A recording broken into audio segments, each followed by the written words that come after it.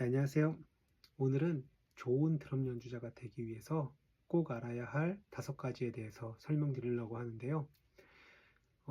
제가 이제 많은 취미생들이나 아니면 전공생들, 그리고 좀 중상급자분들을 좀 가르치다 보면 굉장히 열심히 기초도 하시고, 이제 연습실에서 꾸준하게 연습을 하시는데, 이제 실제로 연주를 할 때 다른 밴드들이나 아니면 여러 가지 이제 뭐 교회나 아니면 뭐 그 취미로 동아리나 아니면 뭐 직장인 밴드들에서 이제 그런 데서 연습을 하실 때 놓치는 부분이 있어서 이런 설명을 좀 드리는 건데요. 물론 드럼 기초 이런 루디먼트나 이런 여러 가지 스트로크나 이런 것도 굉장히 중요해요. 그 중에서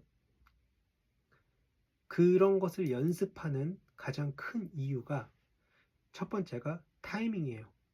네, 그래서 메트로놈을 연습을 하고 내가 그것을 클릭 소리죠. 클릭 소리를 들으면서 연습을 하는데 그 클릭을 무조건 거기에 맞춘 이렇게 맞는다고 연주가 굉장히 좋은 연주다 이렇게 생각되지 않아요. 무슨 얘기냐면 이 클릭 소리를 듣되 이 타이밍이 내가 이 클릭을 기준으로 뭐 4비트를 갈 수도 있고 아니면 8비트를 갈 수도 있고 여러 가지의 그 리듬이 만들어지는데 그 리듬에서 내가 어떠한 어, 타이밍에 어떻게 들어갈 건지 이게 정확하게 좀 이해가 되신 분들은 그 안에서 느낌 좋은 그루브가 만들어져요. 그래서 보면 뭐 어떤 사람들이 되게 느낌이 좋다, 뭐 되게 뭐 그루브하다, 아니면 뭐 굉장히 뭐 리듬감 좋다 이렇게 얘기를 하는데 그 모든 것이 드럼에서는 타이밍으로 이루어져요. 그래서 메트로놈이 기계처럼 그 템포가 60이라면 60에 맞게 이렇게 가지만 그 안에서 정확하게 연습을 하신 다음에 그 비트에 맞게 내가 어떻게 얼마나 정확하게 들어가되 거기 안에서 음악에 맞게 살짝 뒤로 밀리기도 해요. 밀기도 하고 살짝 앞으로 가기도 해요. 네, 그 기준을 크게 벗어나지 않는 범위 내에서 그런 타이밍을 어느 정도 이제 메트로놈이 연습 잘 되신 분들은 그것을 조금 더 음악에 맞게 그리고 밴드와 조금 더 잘 좀 타이밍을 맞춰서 연주를 하실 수 있기 때문에 이 타이밍이 굉장히 중요해요. 그래서 메트로놈 연습도 하는 거고 그리고 내가 여러 가지 비트를 쪼개는 연습과 그 리듬 연습도 하는 거고요. 그리고 두 번째는 사운드예요. 밴드를 하거나 이제 단악기랑 연주를 할 때 드럼이 무조건 스네어가 엄청 강으로 가거나 뭐 심벌도 강으로 가고 굉장히 그 비트감 있게 세게 친다고 좋은 연주가 되지는 않아요.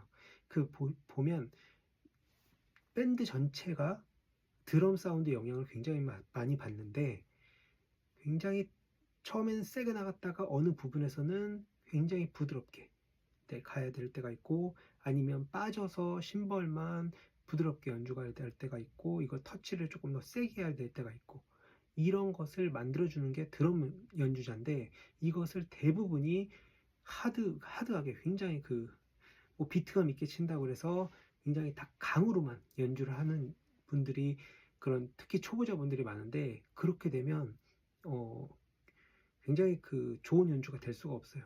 그래서 내가 처음에 들어가는 인트로에서는 좀 세게 들어가고 그리고 1절 벌스 부분에서는 조금 더 뭐 림샷이나 아니면 하이햇을 조금 더 부드럽게 가지고 베이스 킥은 변함이 없이 그렇게 가지고 그런 정적인 사운드를 생각하셔야 돼요. 그래서 이게 후렴 부분에서는 조금 더 업되고 그 다음에 그 그리고 그 후렴 부분 다음에 내가 이제 그 브릿지 부분에서는 조금 더 업되고 아니면 다시 브릿지에서 처음으로 돌아올 때는 뭐 다시 이렇게 좀 줄여준다든지 그 사운드를 결정해 주는 게 드럼 역할이에요. 네, 굉장히 크게 중요한 부분이기 때문에 이 사운드에 대한 이 다이나믹을 꼭 생각해 주셔야 돼요. 이거는 초보자분들 뿐만 아니라 전문 프로 연주자들도 이 다이나믹에 대한 이 사운드에 대한 이 차이가 굉장히 커요. 그것을 이제 전문 연주자들은 굉장히 쉽게 어느 정도 미리 계산해서 연주를 하죠. 그게 이제 큰 차이점이고요. 그리고 또 하나는 리듬이에요. 네. 보시면 뭐 4비트, 8비트, 그리고 16비트 뭐 여러 가지 비트가 있는데 그것의 가장 큰 핵심은 리듬 연주예요. 네. 그 리듬이 드럼에서는 거의 전부라고 생각하시면 돼요. 네. 그 리듬이 흐트러지면 뭐 드럼 녹음이나 아니면 밴드 라이브나 아니면 어떤 필인을 하거나 아니면 처음에 뭐 드럼 솔로를 하거나 뭐 어떤 장르이든 해도 드럼 리듬이 정확하게 그 비트에 맞게 흘러갈 수 있어야 좋은 연주자가 될 수 있어요. 그래서 템포를 슬로우 템포, 뭐 예를 들면 BPM 뭐 50, 뭐 55, 이 정도에서 뭐 그 다음에 한 70, 한 5 정도? 이 정도의 슬로우 템포에서 같은 비트를 다양한 템포에서 연습을 하시고 그 다음에 미디엄 템포 뭐 80에서 뭐 한 100, 그 정도? 네, 100에서 110 정도? 그 정도로 해서 다양하게 같은 루디먼트를 그렇게 해서 연습하시고 패스트, 이게 잘 되면 그 다음에 패스트 템포를 연습하시는 거예요. 패스트 템포 같은 경우는 굉장히 빠르기 때문에 그것을 슬로우 템포에서 정확하지 않은데 빠르게 연습하시면 당연히 모든 템포들이 다 무너져요. 그 연습한 그 템포는 잘 하실 수 있어도 다른 템포에서 그 사운드가 무너지기 때문에 중요한 건 슬로우 템포부터 단계적으로, 네, 천천히. 그래서 지루하긴 하지만 이건 방법이 없어요. 네, 그래서 기초부터 천천히, 네, 연습을 충분히 반복 연습하시면 지루하고 좀 내 실력이 안 느는 것 같아도 네, 결국엔 좋은 연주자가 될 수 있어요. 그래서 이거를 꾸준히 참고 반복 훈련하는 거를 좀 추천드리고요. 그 다음에 네 번째는 현장에 따른 터치감이에요. 무슨 말이냐면 대부분 내가 드럼 연습실에서 굉장히 그 신나게 연습을 많이 했어요. 뭐 터치도 많이 치고 루드먼트에 맞게 연습을 많이 했는데 어떤 현장은 굉장히 울려요. 울리고 약간 강당 같은 이런 데에서 연주를 해야 될 때가 있는데 이것을 드럼 이 조그마한 부스에서 연습하던 이 터치감으로 치게 되면 다른 악기 소리를 드럼이 거의 다 흡수하게 되죠. 그러면 드럼 소리밖에 안 들려요. 그렇게 되면 이제 다른 악기들은 소리를 더 키우겠죠.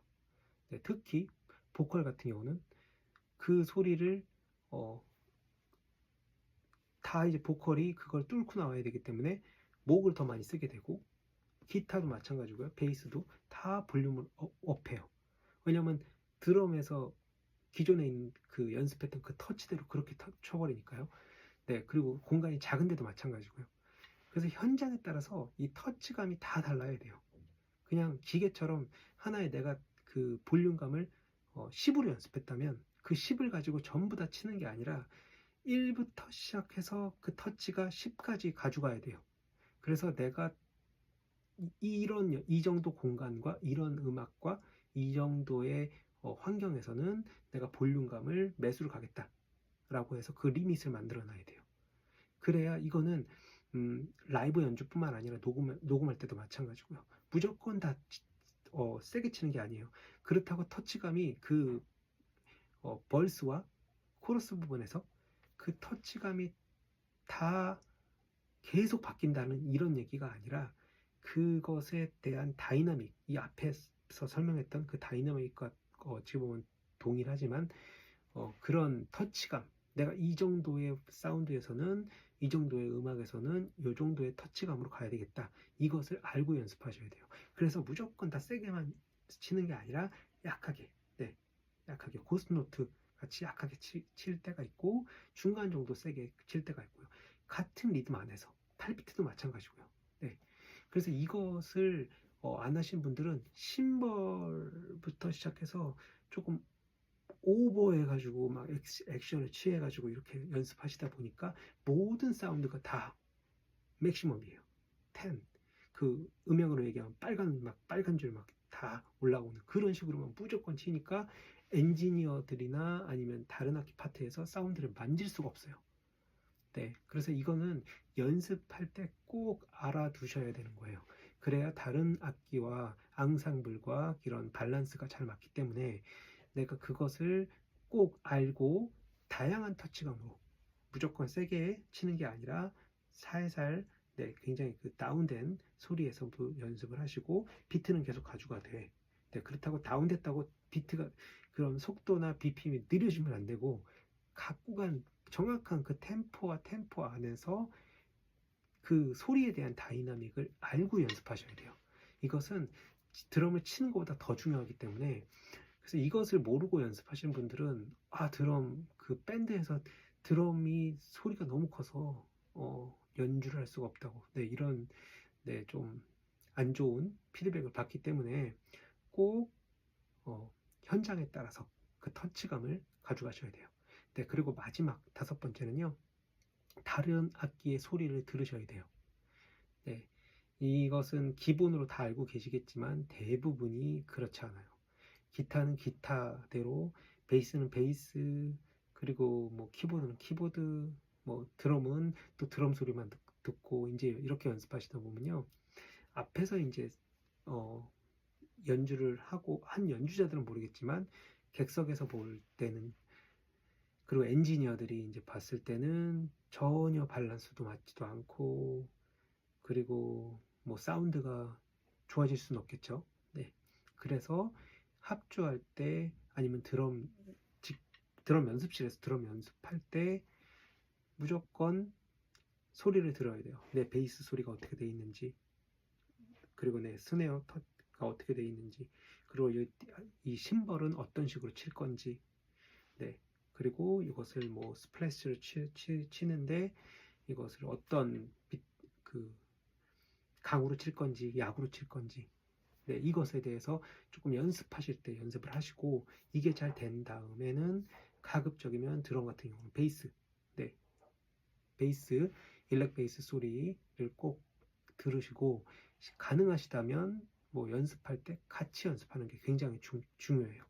네, 그리고 아니면 MR 틀고 그 음악에 맞게 치시는 분들은 꼭 그 소리를 좀 그 같이 듣는 연습을 해보세요. 네, 이제 드럼 소리만 듣는 게 아니라 드럼 연습할 때는 자기 드럼 치는 뭐 스네어, 베이스, 뭐 하이햇, 뭐 여러 가지 탐탐이나 이런 소리를 듣고 연습하시되 다른 악기랑 할 때는 다른 악기의 소리를 들으라고 노력하셔야 돼요.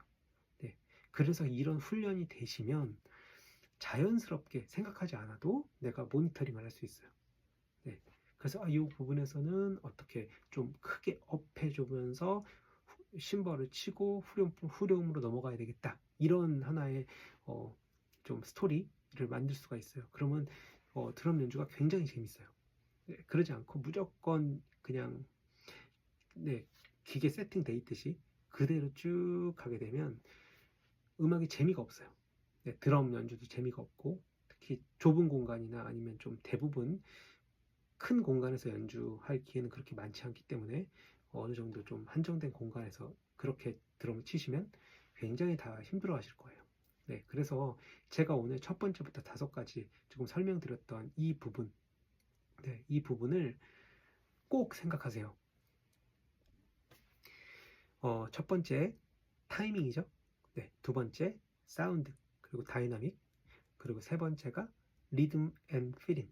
네, 리듬을 정확하게, 네, 비트하고 비트에 그런 간격이 남지 않게 정확하게 하는 연습, 다양한 템포로. 네, 그리고 네 번째가 현장에 대한 터치감. 네, 굉장히 중요해요. 그리고 5번째는요, 다른 악기의 소리를 꼭 들으세요. 네, 요렇게가 일단 크게 이제 5가지고 밴드에서 지휘자는 드럼 연주자예요. 네, 그렇기 때문에 이 5가지에 대한 기본적인 거는 꼭 알고 연습하셔야 좀 멋진 드러머가 네, 되실 수 있고요. 그리고 초보자들 뿐만 아니라 전공생 아니면 전문가들도 이거는 필수적으로 알고 있는 내용이기 때문에 네, 이것은 경험을 통해서 좀 말씀드리는 거고요. 좋은 연주자가 되기 위해서 네, 이런 기본적인 사항은 꼭 알고 오늘도 개인 연습하시고요. 저는 다음 시간에 또 다른 영상으로 찾아뵙겠습니다. 도움이 되셨다면 구독과 좋아요 부탁드리고요. 혹시 댓글 달아주시면 제가 그것을 답글도 달아드리고 필요하다면 영상도 추가적으로 또 촬영해서 올리겠습니다. 네, 오늘도 좋은 연습하시고요. 네, 저는 다음 시간에 뵙겠습니다. 네, 감사합니다.